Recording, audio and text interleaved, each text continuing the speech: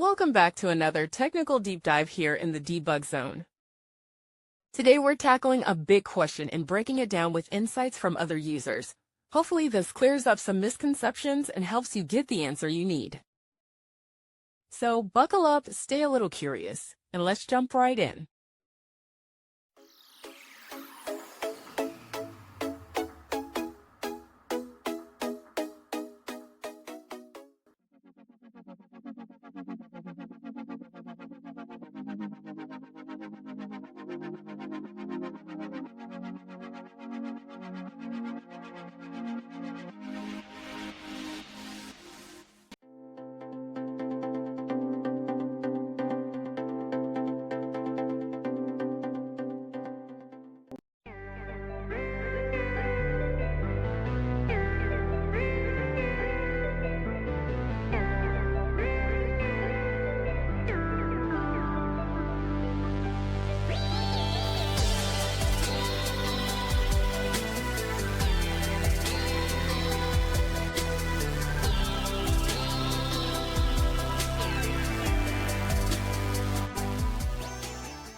And that's a wrap.